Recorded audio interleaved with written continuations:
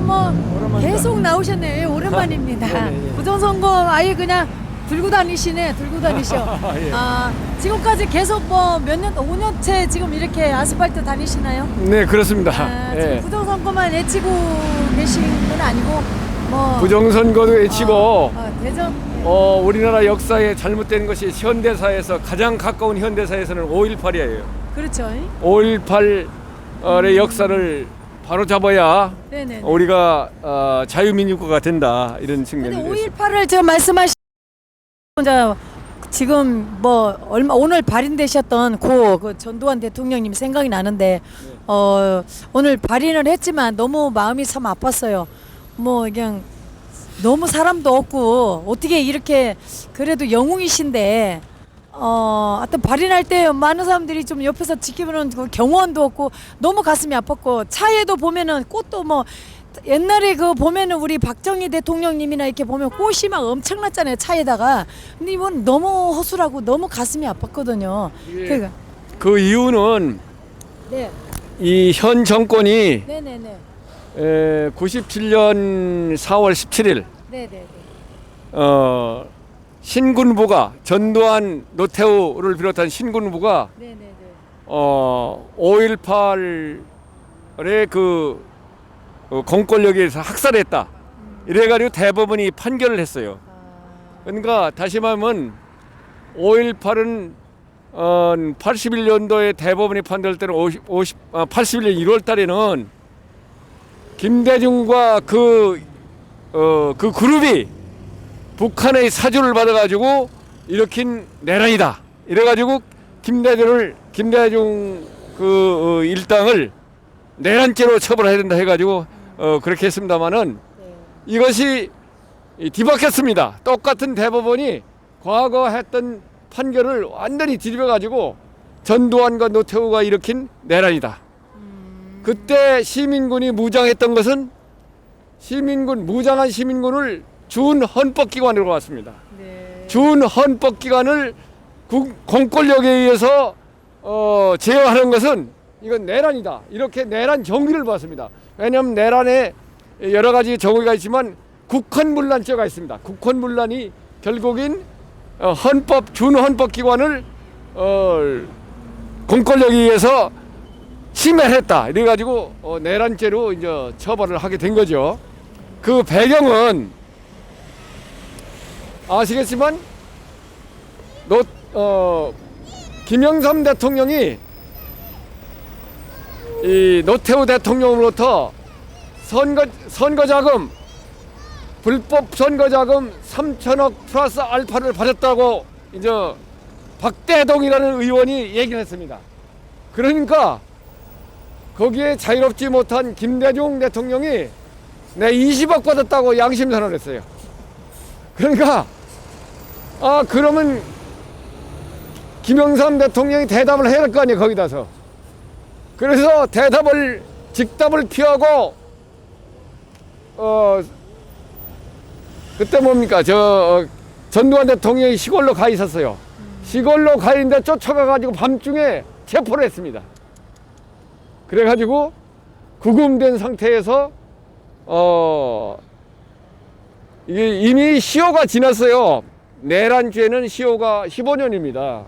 이미 시효가 지난 것은 선거관 구태타라고 정의를 했습니다.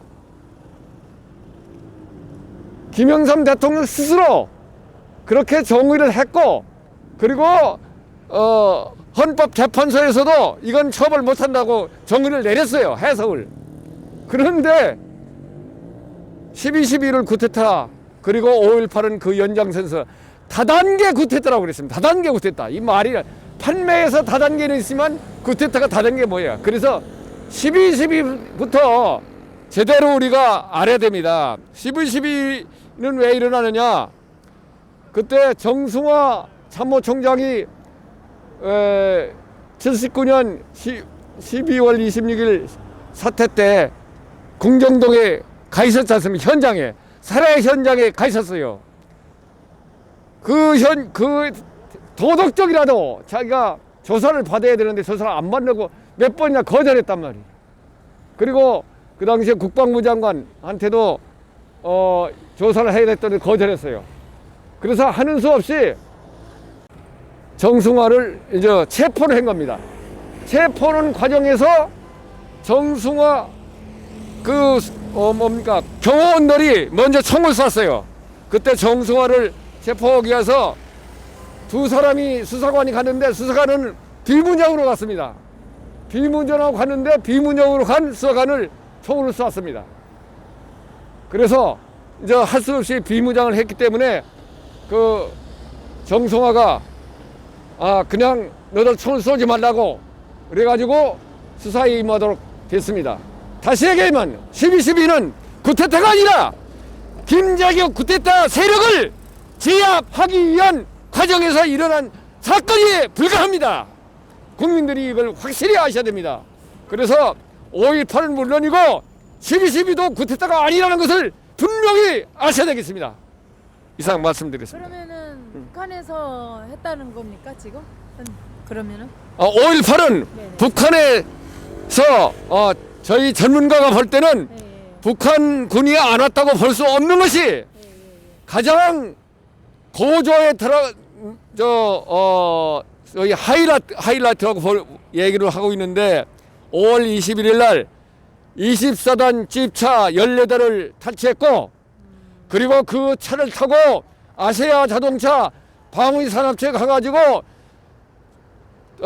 장갑차 4대하고 트럭 370여대를 탈취했고 탈취한 트럭을 가지고 전남 도내 44개 무기고로에 있는 무기를 5,400여 정의 총기를 탈취했어요. 그리고 탄약도 30여만 발을 탈취하고 이런 행위가 그러고 어떻게 되느냐 교도소를 가가지고 교도소를 공격했다고 죄수를 2,700여 명이 복역하고 있는 교도소를 공격해서 그 교도소에 있는 죄수들을 다 석방하려고 그랬습니다. 그런데 공수단이 그걸 막아서 무려 6번 대법원에선 오해라고 합니다. 6번을 이들이 공격했어요. 21일 날만 공격한 것이 아니라 21일 날 저녁과 23일 오후까지 공격을 했어요. 그래서 다시 말씀드리면 이런 공격은 도저히 시민으로서는 할 수 없는 거야. 그렇기 때문에 북한군 개입이 되었다고 의혹이 있다고 해가지고 현재 5.18 진상규명위원회가 조사를 하고 있습니다. 북한군이 왔는지 안 오는지 국방부 입장은 조사해야 한다 이런 유보적인 태도를 하고 있습니다. 그러니까 북한군이 왔다는 것은 아직 확정되지 않았지만 그 의혹이 상당히 강한 겁니다. 말씀드리겠습니다. 예. 감사합니다. 오늘 아주 귀한 말씀을 해주셔가지고 너무 감사하고요. 개인적으로 나중에 우리 선생님을 더 모셔갖고 더 정확하게 좀 이렇게 말씀을 우리 선구자 방송인데요. 지금 폭발을 4번 당했어요. 그렇습니다. 그래서 지금 또 올 일이 방송 또 올 일이 구독 좀 해주시고 다시 한번 모셔갖고 한번 더 좀 뭔가 세밀하게 좀 말씀해 주셨으면 좋겠습니다. 알겠습니다. 5.18에 대해서는 적어도 좀 자세히 좀 설명드리고 그래야 될 것 같아요. 그리고 이 부정선거 관련해 가지고 지금 후보자들이 부정선거를 제대로 얘기를 안 하고 있어요. 아시지만 우리 헌법에서 가장 중요한 조항이 뭡니까? 국민주권이지 않습니까? 맞습니다. 대한민국은 민주공화국이다. 모든 권력은 국민으로부터 나온다. 그런 국민으로부터 나온다는 권력 중에서 가장 중요한 것이 선거입니다. 맞습니다. 선거가 부정으로 이었다면 깜짝 놀라고 국민들이 일어서야 되는데 침묵하고 있는 거예요. 50% 이상만 국민들이 일어서면은 아마 국힘당도 부정선거에 대해서 침묵하지 못할 겁니다. 다시 말하면 오늘 날씨도 쌀쌀한데 국힘당의 후보 특히 이 윤석열 후보는 국민 주권을 행사하는 그 비탈된 국민 주권을 해결하기 위해서